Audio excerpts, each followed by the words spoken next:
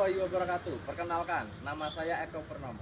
Saya adalah mahasiswa Prodi BK LPTK Universitas Bangun Nusantara Sukoharjo. Saya juga salah satu guru BK SMP Negeri 2 Petarukan. Saya akan melaksanakan konseling individu dengan pendekatan REBT Teknik Reforman Positif. Video ini saya buat untuk memenuhi tugas uji kinerja saya yang akan saya laksanakan pada 12 Juni 2023. Selamat menyaksikan.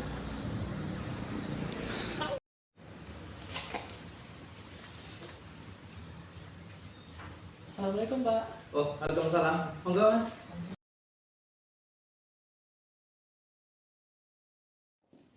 Silakan masuk. Silakan duduk. Mas Gunawan ya? Iya. Dari mana tadi, Mas? Dari kelas Pak. Dari kelas. Bagaimana tadi katanya? Alhamdulillah dari kabarnya baik. Ya, jadi gini Mas Gunawan.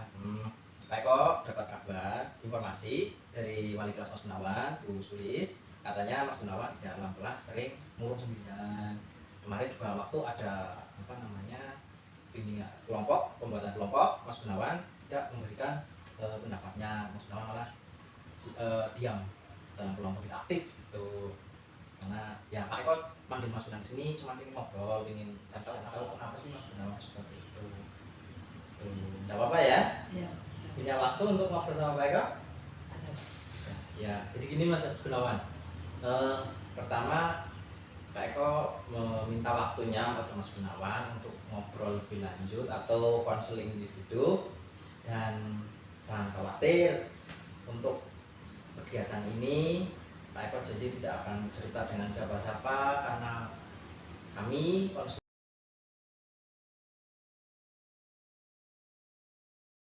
punya asas kerahasiaan ya Mas, dan juga Mas Gunawan juga bisa lebih terbuka sama Pak Eko. Tujuan Pak Eko memanggil Mas Gunawan sini ingin membantu menyelesaikan masalahnya Mas Gunawan.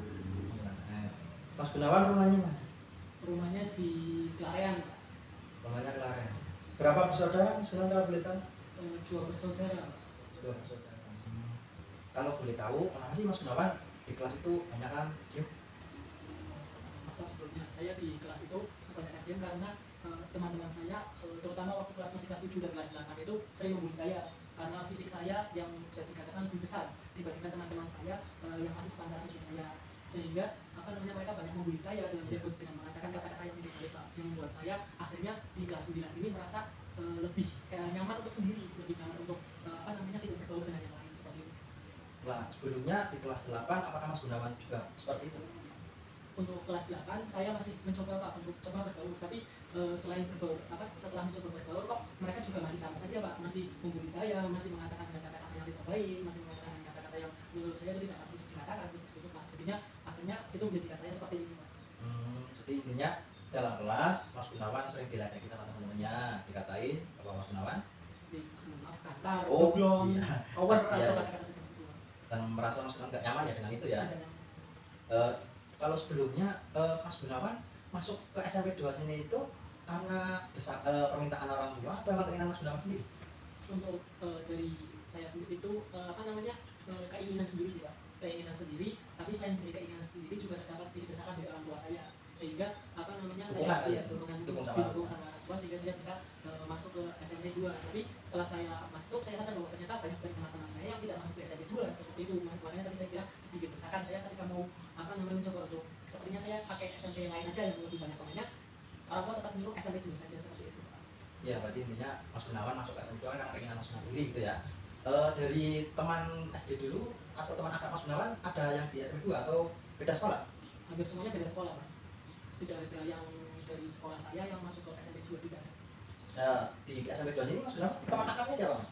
Untuk teman akrab hingga saat ini cuma ada satu Pak. Cuma satu Cuma toh? satu tok ya. Dari kelas 7 sampai kelas 9? Sampai itu dari 9 cuma satu tok. Boleh tahu siapa? Krisna Pak. Krisna 9. 9C Pak. Oh, kelas 9. Oh iya ya, Krisna 9. Si anak OSIS itu ya? Iya, anak OSIS itu Pak. Itu juga pintar loh anaknya ya, pintar.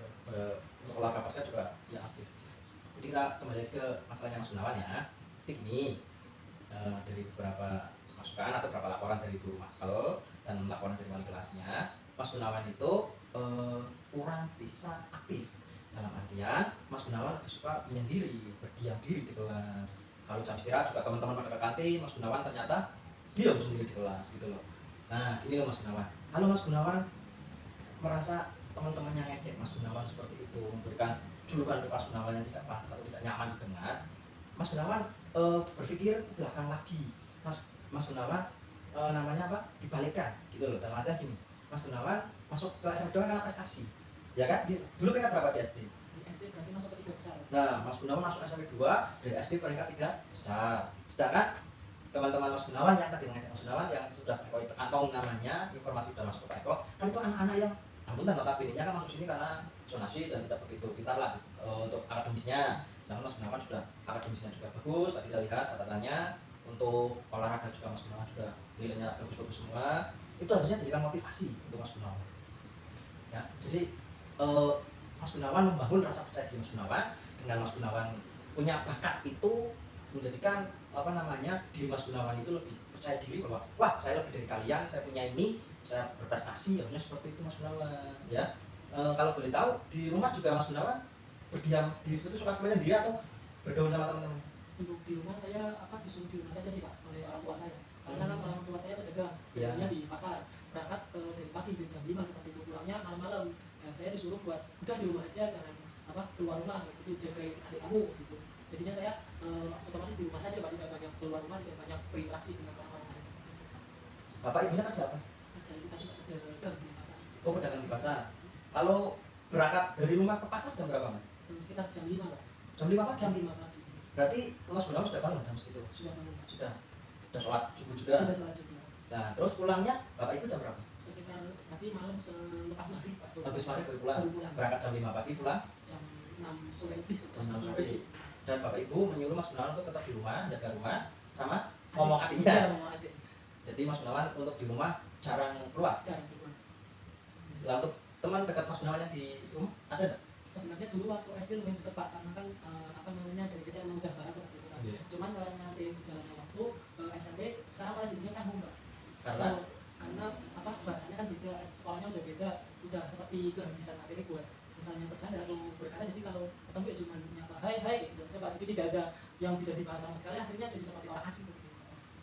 Ya walaupun seperti itu beda sekolah atau sudah sekarang jarang ketemu, tapi kan dulu SD-nya sempat bareng, sempat apa namanya jadi teman bermain bersama. Yo nggak usah jaga jarak lah. Jadi gini loh Mas Gunawan, pada dasarnya manusia butuh sosialisasi ya, bukan hanya berdiam diri di rumah, melakukan aktivitas sendiri di rumah. Kita juga butuh sosialisasi bersama lingkungan, bersama teman, itu juga diperlukan. Seperti Mas Gunawan di sekolahan juga, Mas Gunawan di sekolah sering berdiam ya karena tadi ya diajak itu tadi. Tapi menurut aku gini Mas Gunawan itu sebenarnya ya itu punya bakat tersendiri. Bakatnya apa? Mas Gunawan pun lebih tinggi daripada teman-teman yang lain dari posturnya, ya kan? Nah, Mas Gunawan harusnya punya nilai plus dari itu. Plusnya apa? Yang pertama, Mas Gunawan punya postur yang lebih tinggi. Yang kedua, nilai akademis Mas Gunawan kan juga kemarin ikut SN wakil apa? Matematika juara berapa? Juara 3 Pak. Juara 3 kabupaten. Lah iya kan? Mas Gunawan sudah punya potensi, postur tubuh udah tinggi. Terus secara akademis Mas Gunawan juga rata-rata di atas rata-rata karena sudah mengikuti USN matematika juara 3 lagi. Nah, harusnya Mas Gunawan udah punya modal untuk membangkitkan rasa percaya diri Mas Gunawan. Gitu loh, ya. Jadi jangan Mas Gunawannya minder diajakin seperti itu, terus Mas Gunawannya merasa sendiri lah. Gini, ketika Mas Gunawan dalam kelas dibentuk sebuah kelompok dengan teman-teman yang lain, tugas Mas Gunawan ya menyumbangkan, memberikan yang namanya unek-unek atau pemikiran Mas Gunawan kepada kelompoknya. Berikan satu artinya. Satu ya. Punya kakak? Tidak punya saya empat. Oh, anak pertama. Iya. Pak Gunawan anak pertama punya adik satu, umur 5 tahun. Umur 5 tahun. Artinya kalau ada sering minta tolong Pak Gunawan Kadang-kadang sering minta tolong. dibantuin. Saya pandu sukses saya. Iya. Oh, boleh tahu cita-cita Mas Gunawan apa? Cita-cita saya ingin jadi guru Pak. Pengen jadi guru. Pengen jadi Alasannya kenapa? Ingin mengembangkan potensi saya gitu Pak, biar coba biar bisa ngomong di depan umum atau seperti itu. Cuman sekarang dengan ejekan-ejekan tadi saya jadi pesimis dari cita-cita saya Pak. Jadinya semakin kok ragu saya gimana ya Pak, gimana ngomongnya gimana. Tapi jadi seperti kok cita-cita saya seperti nggak cocok sama diri saya seperti itu. Saya ingin jadi guru, ingin coba mengembangkan diri, tapi kok di sekolahan malah seperti ini. Jadinya ragu juga dengan cita-cita saya. Ya kan bersosialisasi, cara ketemu dengan orang lain, maka Mas Gunawan hanya berkutat dalam kehidupan Mas Gunawan, dalam dunia Mas Gunawan sendiri. Mas Gunawan tidak bisa mengekspresikan atau meluapkan apa yang Mas Gunawan ada yang ingin diutarakan gitu loh. Contohnya tadi Mas Gunawan, kalau di dalam kelompok ya. Di dalam kelas ada guru ngasih tugas tentang kelompok, dalam bentuk kelompok, Mas Gunawan bisa melatih di situ Mas. Dengan cara seperti itu tadi, mengungkapkan apa sih pendapat Mas Gunawan di kelompok tersebut. Ya, kemarin tentang apa kelompoknya? Nanti tentang apa namanya matematika Pak. Berarti persamaan linear dua variabel SDV. Bisa tapi Bisa. kelompoknya Mas Gunawan waktu itu dapat tugas untuk membahas itu. Iya membahas tentang itu. Mas Gunawan waktu itu memberikan sumbangsi nggak? Banyak kan dia Pak. Nah itu Mas Gunawan karena banyak yang diam, Mas Gunawan juga. Padahal kompetensi Mas Gunawan ada ya kan? Paham kan tentang pelajaran itu? Paham. Karena Mas Gunawan sudah menguasai itu lah. Saran dari Pak Tok, gini loh Mas, kalau memang Mas Gunawan punya rasa apa namanya ingin maju, ingin menciptakan apa mencapai cita-citanya supaya tercapai, yang sifat-sifat seperti itu kurang. Dalam cara gimana? Bisa tampil, sering maju ke kelas ketika guru bertanya yang bisa mengerjakan, Mas Gunawan bisa memberikan pembantunya untuk maju menjelaskan. Dengan cara seperti itu pelan-pelan Mas Gunawan kan akan sedikit rasa malu yang Mas Gunawan selama ini rasakan, Mas Gunawan yang selama ini tidak bisa mengungkapkan untuk maju untuk ke depan umum kan itu ya Mas. Ada masalah lain nggak selain dibully itu tadi teman-teman di kelas?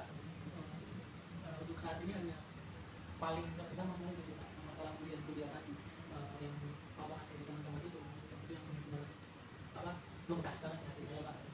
Buat saya sampai mungkin seperti ini. Iya, berarti selama ini Mas Gunawan banyak berdiam diri, menarik diri dari kegiatan sosial karena Mas Gunawan merasa malu intinya itu ya. Iya. Terus menurut Mas Gunawan harus seperti apa setelah mendapatkan bimbingan dari Pak tadi? Untuk saya sepertinya saya harus berani coba lagi sih Pak. Mencoba lagi walaupun mungkin masih tetap diri tapi kayaknya coba dulu aja, yang penting coba dulu walaupun nanti hasilnya seperti apa sepertinya saya harus coba dulu Pak, biar apa namanya saya tidak terus-terusan seperti ini, saya harus Pak. Intinya harus berani mencoba hal baru ya, Coba ya untuk mendapatkan hasilnya baru juga. Kalau itu belum bisa, kalau belum pernah mencoba kita nggak pernah tahu hasilnya gitu ya Mas ya.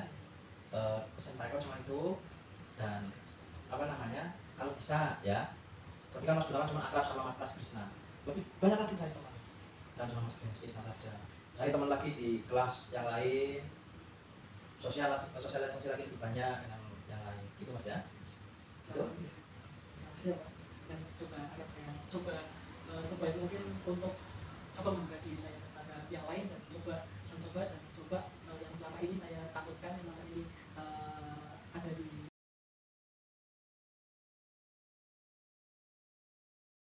terpendam ya, saya coba akan saya lepaskan seperti itu Pak. Dan akan coba Gitu. iya Dan yang lain mau disampaikan?